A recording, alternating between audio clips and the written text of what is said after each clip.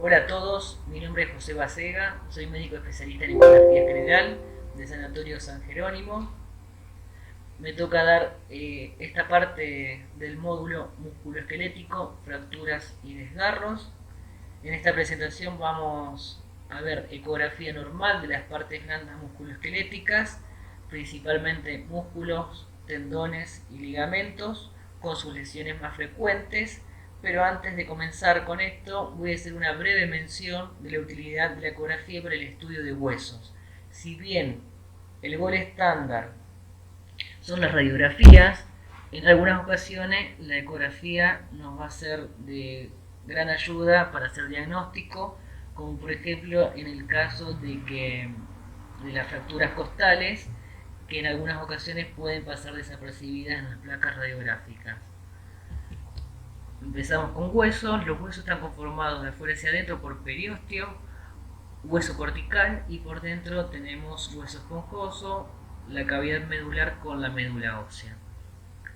En la ecografía solamente vamos a evaluar el hueso cortical, todo lo que es subcortical no lo vamos a poder ver, y el periósteo generalmente no lo vamos a ver a no ser que el mismo sea patológico.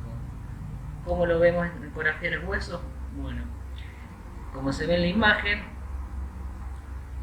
este es el corte longitudinal de una costilla, en el cual vemos una línea ecogénica continua por debajo del plano muscular que corresponde a la cortical ósea. ¿Cómo vemos las fracturas? Bueno, las fracturas, esa línea ecogénica continua se interrumpe, entonces vemos una interrupción de la cortical ósea, y adyacente al mismo podemos ver áreas hipoecoicas que corresponden al hematoma, como se ve acá en esta imagen. Acá hay otra imagen que es la misma, nada más que con zoom. Hacia la derecha tenemos el corte longitudinal y hacia la izquierda vemos lo mismo en un corte transversal con una cortical ósea interrumpida y el hematoma adyacente. Comenzando con músculos, bueno, los músculos son órganos o tejidos conformados por fibras contráctiles que tienen la capacidad de generar movimientos. ¿Cómo están conformados? Cada fibra muscular está rodeada de un tejido conectivo que es endomisio, que a la vez se pueden agrupar en fascículos rodeadas de perimisio, y a su vez el músculo completo va a estar rodeada de epimisio. ¿Cómo los vemos en ecografía? Bueno, acá como se ve en esta imagen, a la izquierda es un corte longitudinal del músculo, en el cual vemos esas líneas hipoecoicas que corresponden a las fibras musculares y esas líneas fibrilares hiperecogénicas que corresponden al endomisio. Por fuera están rodeados de otra línea ecogénica que es el epimisio. Hacia la derecha vemos los mismos en un corte transversal del músculo, en el cual vemos esas áreas hipoecoicas que son las fibras musculares, entre ellas esas líneas ecogénicas que corresponden al endomisio y al perimisio, y por fuera están rodeadas del perimisio. ¿Cuáles son las lesiones más frecuentes? Los desgarros. Los desgarros pueden ser de origen intrínseco, por un mecanismo de distensión, o de origen extrínseco, por un mecanismo contuso. Las primeras son las más frecuentes. Hay un montón de clasificaciones para los desgarros musculares. La clásica y la que todos conocen es la que está en la tabla, que los clasifica en grado 1, 2 y 3. Acá agrega una que es el grado 0, que corresponde a la contractura muscular, que en ecografía, como no hay rotura fibrilar, no vamos a ver muchos signos, solamente algunos signos poco específicos, como un aumento difuso de la cocnicidad del músculo, pero no podemos ver nada más. ¿Cómo vemos los desgarros? Bueno, los grado 1, como se ve en esta imagen es un corte longitudinal a nivel del gemelo interno, en el cual vemos acá donde estoy señalando con la flechita una discontinuidad mínima del espesor del músculo, que se pierde esa estructura fibrilar, y la presencia de este líquido interfacial adyacente, que es un signo indirecto. Este es un ejemplo de una rotura parcial grado 1. Como vemos, las roturas parciales o desgarros grado 2. Acá hay un ejemplo. Hacia la izquierda hay un corte longitudinal del músculo recto femoral anterior y hacia la derecha es un corte transversal, en el cual vemos que en el espesor del músculo hay un claro defecto, hay una disrupción importante que no llega a la totalidad. En este caso es de 12 milímetros aproximadamente. Tiene presencia de un poquito de líquido interfacial también, y en esa separación, en esa parte donde están rotas las fibras musculares, tenemos este líquido heterogéneo que es el hematoma. Y por último vamos a ver las roturas totales o grado 3, en el cual ya la solución de continuidad es completa en todo el espesor del músculo. Vamos a ver un hematoma entre los muñones y vamos a ver los cabos flotando dentro de ese hematoma, que en ecografía se llama, ese signo se llama badajo de campana. Bueno, vamos a seguir con los tendones. Los tendones son estructuras fibrilares conformadas principalmente por colágeno que unen los músculos con los huesos. Hay de dos tipos: los tipo 1, que tienen una dirección recta, están cubiertos de tejido celular laxo y adiposo, como la imagen de arriba, que se llama paratenon.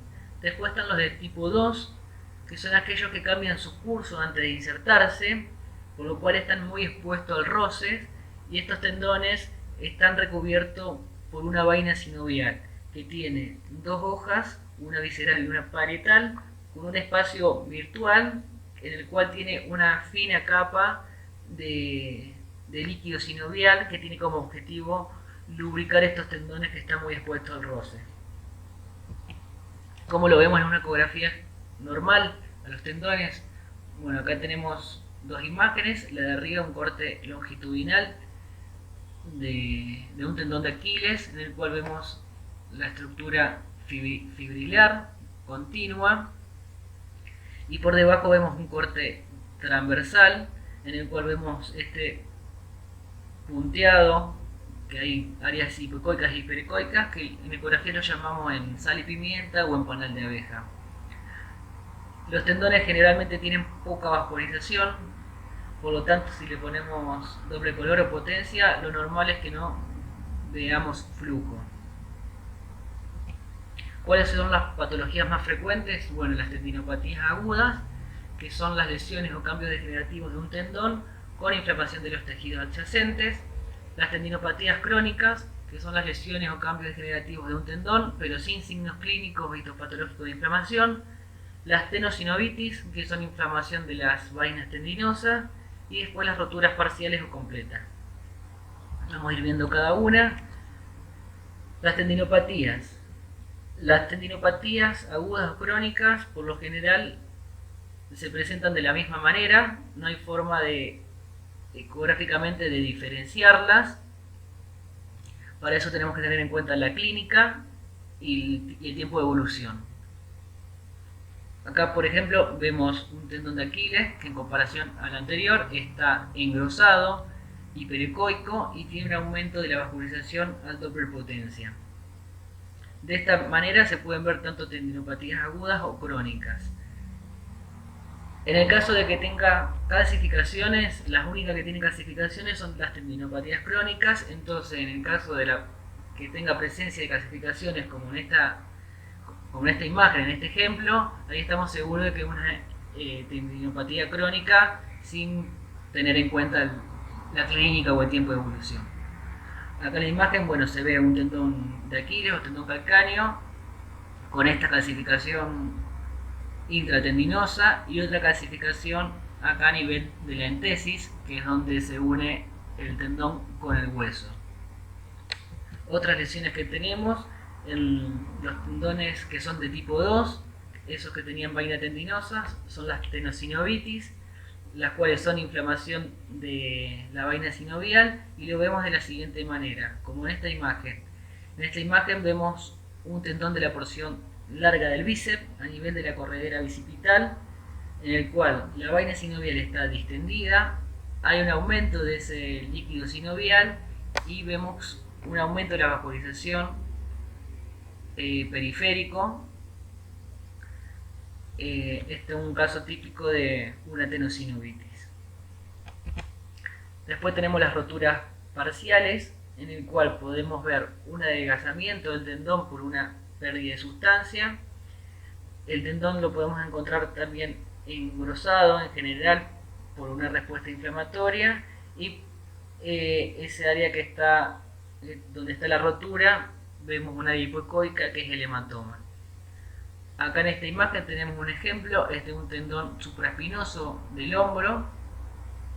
En la imagen de la izquierda es un corte transversal del tendón, y en la de la derecha es un corte longitudinal, en el cual vemos esta pequeña solución de continuidad a nivel de la superficie articular del tendón, reemplazado por este área hipoecoica que sería el hematoma. Esta es una rotura parcial. Después también tenemos las roturas completas, como en este ejemplo. Este también es un tendón supraespinoso. Acá hacia la izquierda tenemos un corte longitudinal y a la derecha un corte transversal, y vemos claramente que hay una solución de continuidad completa a nivel del tendón, con los cabos retraídos, y en su lugar está reemplazado por esta colección líquida hipoecoica particulada, que es el hematoma. Seguimos para ir terminando con los ligamentos. Los ligamentos son conexiones de tejido conectivo entre dos huesos que ayudan a estabilizar la articulación. Los encontramos muy frecuentemente en muñeca, tobillo y codo. Ecográficamente lo vamos a ver como estructuras fibrilares que unen dos huesos. Acá hay un ejemplo en esta imagen. Este es un ligamento peroneo astragalino anterior, que vemos cómo está acá uniendo la cortical ósea del peroné a la cortical ósea del astrágalo. Las lesiones más frecuentes son los esguinces o roturas parciales o totales. Tenemos las roturas parciales, en el cuales vamos a observar un adelgazamiento por pérdida de sustancia del ligamento, como está acá marcado con las flechitas. Ven que está más adelgazado que en esta zona de acá, y alrededor, adyacente a la misma, tenemos un área hipoecoica que corresponde al hematoma, que es adyacente a esa rotura parcial. Y después tenemos las roturas totales, en la cual hay una interrupción de las fibras del ligamento, como vemos en esta zona acá, marcado con la flechita amarilla, con un hematoma adyacente. Y en estas roturas totales podemos ver estas imágenes ecogénicas, que es una abulsión por un arrancamiento de la cortical ósea del hueso, como vemos acá en esta imagen. Bueno, esas son las lesiones más frecuentes que vemos nosotros en ecografía, así que cualquier duda o consulta que quieren hacer lo pueden hacer a través del foro. Saludos a todos. Buenas, vamos a comenzar con la clase del módulo músculo-esquelético. La clase se va a tratar sobre fracturas. Vamos a ver los hallazgos más frecuentes en la radiografía y algunos comentarios vamos a hacer acerca del uso de la tomografía de la misma. Vamos a comenzar. Los objetivos van a ser repasar la anatomía de un hueso normal muy brevemente. Vamos a conocer las diferentes formas de clasificar una fractura, y también saber buscar y describir los hallazgos en una radiografía de una fractura. Como concepto, la fractura sabemos que es la solución de continuidad del tejido óseo o cartilaginoso presente en el hueso. Vamos a comenzar con el breve repaso anatómico. Vamos a hablar de la epífisis, las diferentes porciones del hueso. La epífisis es la porción redondeada que se encuentra en los extremos de un hueso y separada de la metáfisis por la fisis. La epífisis contribuye a la articulación en comparación y separándola de lo que sean las apófisis, que estas más bien son un sitio de unión para un tendón o un ligamento.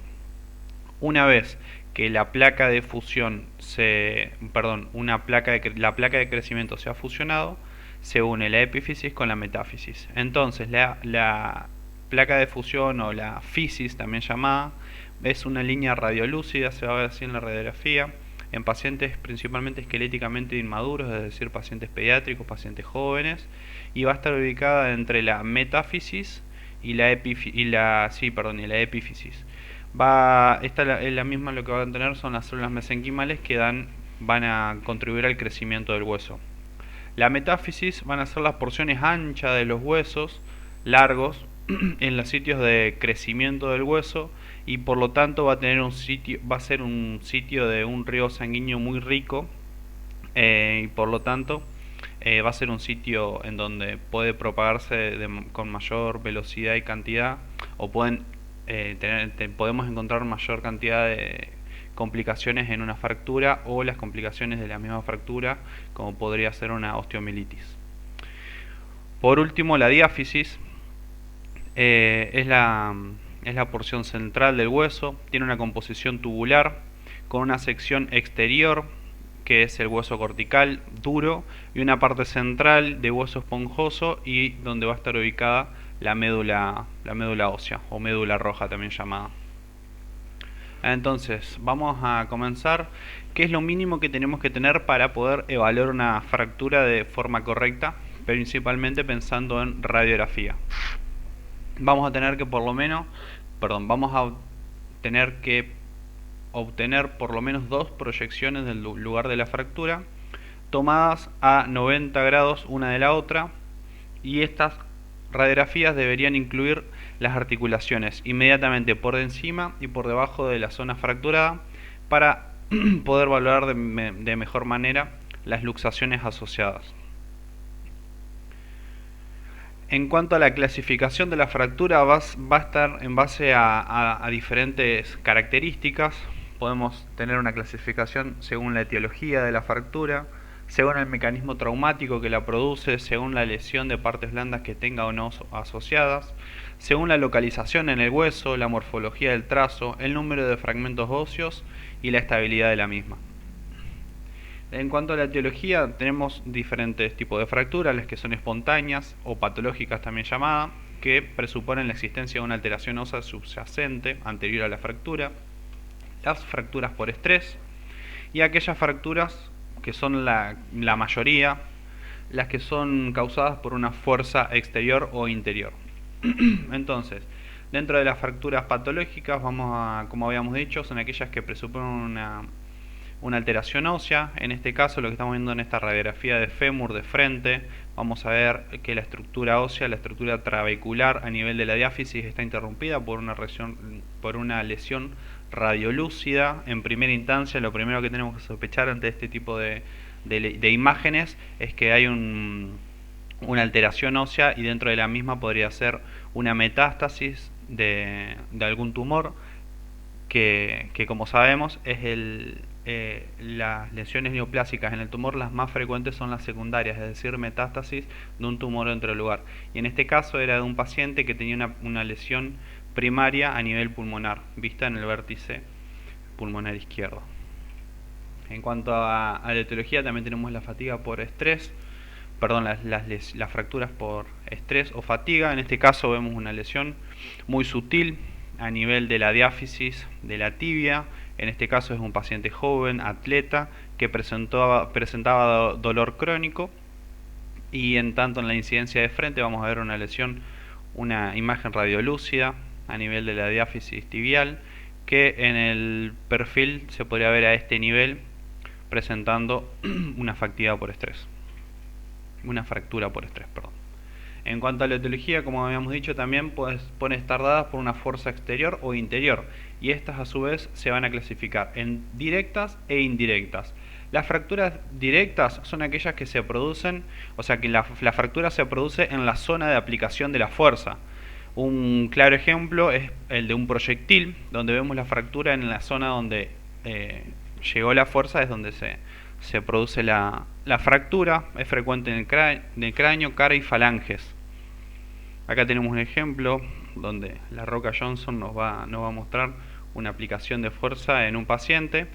Ante esa lesión podríamos encontrarnos una radiografía de este estilo. Está un poco de humor en la...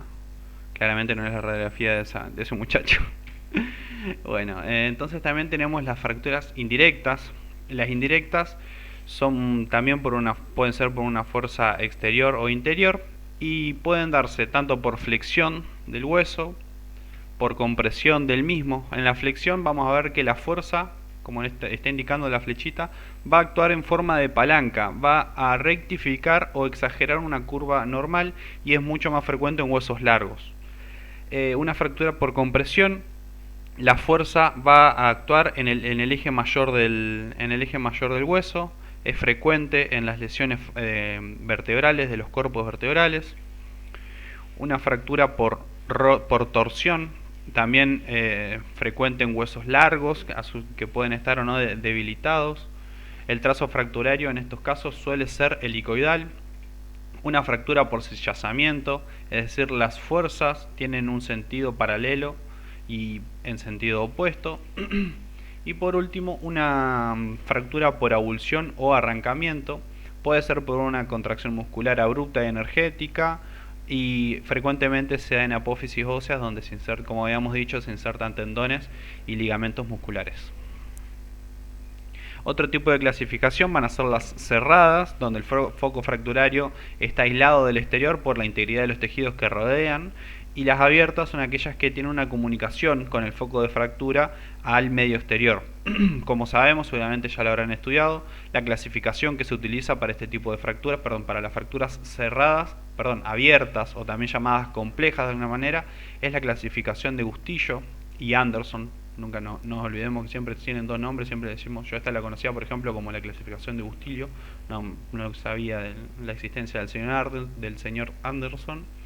Y bueno, vamos a ver que esta clasificación principalmente se utiliza para guiar el manejo de las fracturas compuestas o complejas o abiertas, donde las fracturas de mayor grado, es decir, las de estrés C, van a tener un mayor riesgo de complicaciones.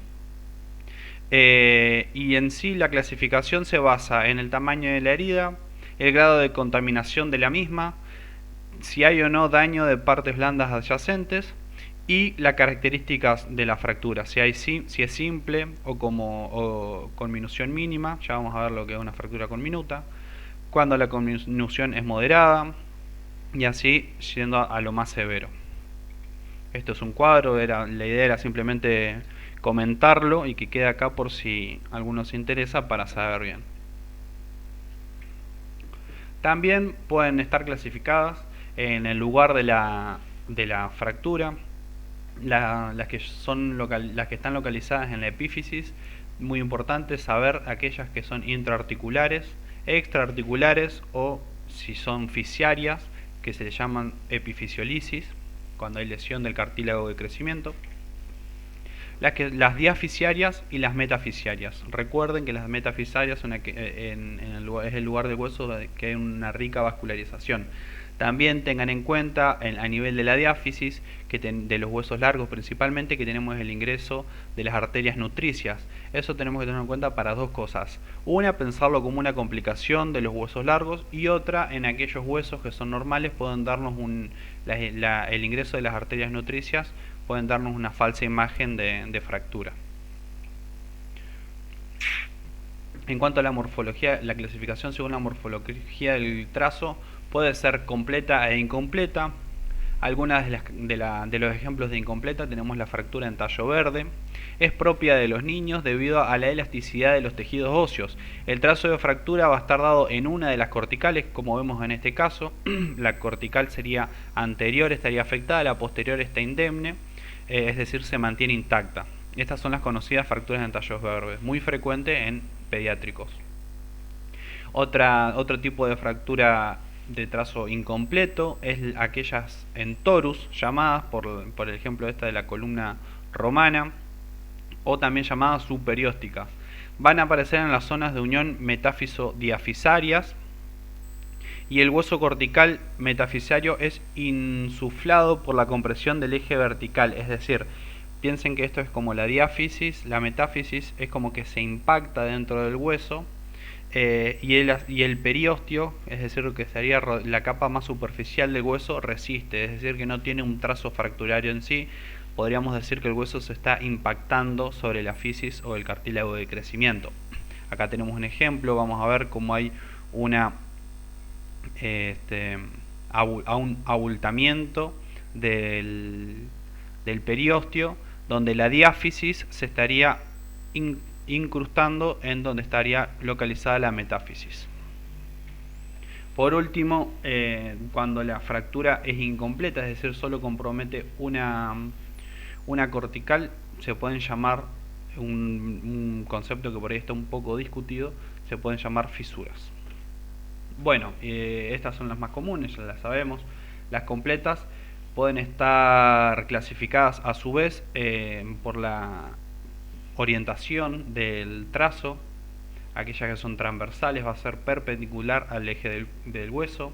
Las que son oblicuas, obviamente va a estar orientada oblicualmente al eje del hueso. Las que son espiraladas, la trayectoria de la fractura va a ser helicoidal y generalmente se da en la diáfisis de huesos largos a través de un mecanismo de torsión. Y también aquellas completas pueden ser conminutas cuando tenemos más de 2 fragmentos.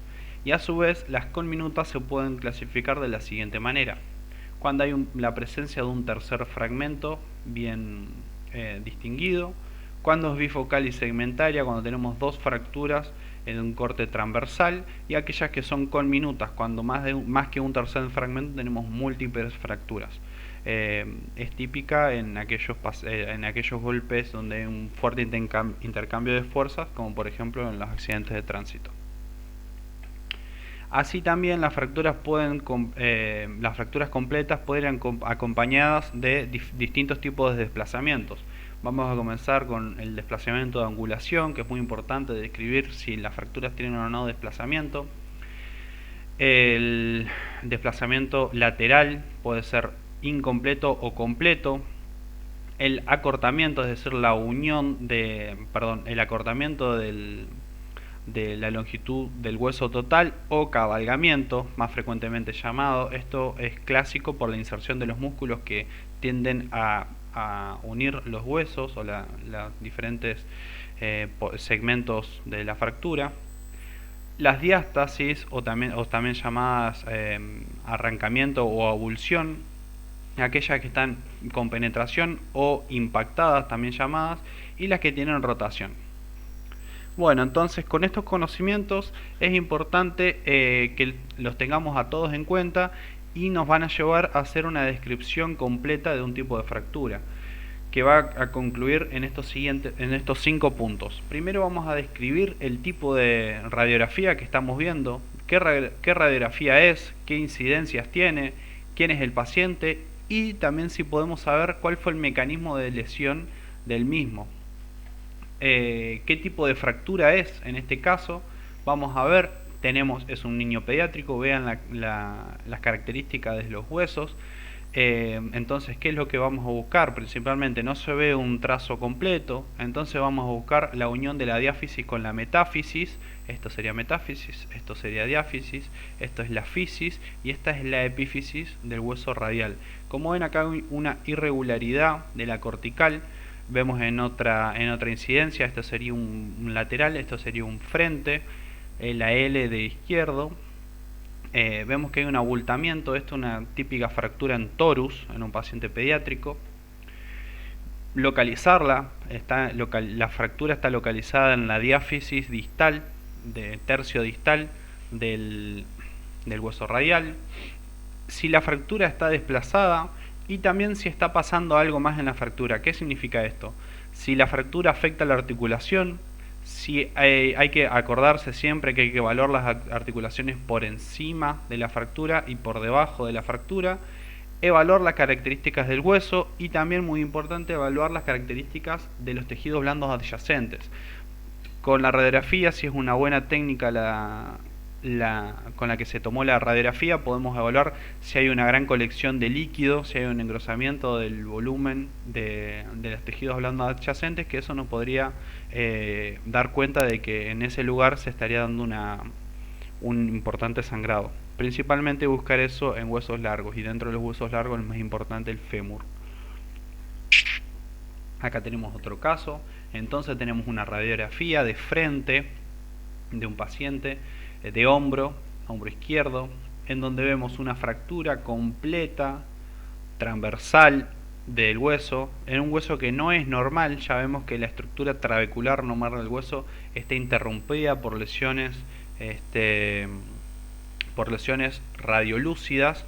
Entonces lo que vemos es una fractura mínimamente desplazada de la diáfisis proximal del húmero, que subyacentemente tiene un apolillado del hueso, se le llama así en este caso, a nivel de la médula, con una amplia zona de transición acorde a una lesión ósea blástica, seguramente agresiva. En este caso, este paciente tuvo metástasis de un carcinoma de células renales, que tenemos dos opciones: o el paciente ya viene con el diagnóstico de células renales, o ante estos casos siempre es importante a través de quirúrgicamente, o una punción guiada por tomografía también se puede hacer, para ver qué lesión es la que tiene este paciente en esta zona. En este caso era un carcinoma de células renales. Acá tenemos otro caso donde tenemos una radiografía de muñeca de frente y de perfil. Es un caso clásico. Dentro de la clasificación de muñeca tenemos las de Smith y Coles, como deben saber. En este caso la radiografía muestra una fractura radial distal, o sea del tercio distal. Es extraarticular, podemos ver que la indemnidad de la articulación en esta línea, con una angulación dorsal, asociado a una fractura del estiloides cubital. Esta es la apófisis estiloide del cúbito, está asociado a esta fractura. Como para ir terminando, vamos a ver este caso clínico. Este es un paciente de 11 meses que la madre refirió tener una hinchazón en el cuero cabelludo. El paciente hizo una radiografía, no se vio mayores hallazgos, por lo cual, y con la presencia del hematoma y por sospecha de una fractura, y para poder caracterizarlo de la mejor forma, se hace una tomografía de cerebro, de cráneo, y a través de la radiografía de cráneo podemos ver, donde señala la flecha, que hay un pequeño trazo de fractura completo transversal del parietal izquierdo, y parietal, que compromete parietal izquierdo y también occipital, a través de la reconstrucción 3D. Esto es gracias a las nuevas características y tecnologías que tienen la mayor cantidad de los tomógrafos actuales que podemos contar en nuestra ciudad. No es nada del otro mundo, se hace y ayuda mucho a caracterizar aquellas fracturas, si se quiere ver o no compromiso óseo, que por radiografía no queda claro. Y otra ventaja de esto es que una vez, a través de las reconstrucciones 3D, los traumatólogos, principalmente aquellas fracturas que van a entrar a quirófano, se pueden hacer una idea mucho más clara de cómo se encuentra el hueso y la articulación. Les dejo esta imagen que habla sobre los diferentes estadios de la curación de una fractura. Vamos a ver que tenemos un estadio celular, un estadio vascular, una primera formación del callo, la formación la calcificación o la formación ósea del callo, el endurecimiento, y por último una remodelación del callo óseo formado. Bueno, sabemos que fracturas se pueden encontrar de todo tipo y en todo ámbito. Les dejo acá una imagen de una fractura muy conocida del fútbol argentino, del querido jugador Carlitos Tevez, que no pasó a mayores. Muchas gracias, espero no haberlo aburrido. En esta clase intenté ser lo más compacto para que ustedes tengan en cuenta las cosas más importantes a la hora de ver una fractura. Muchas gracias.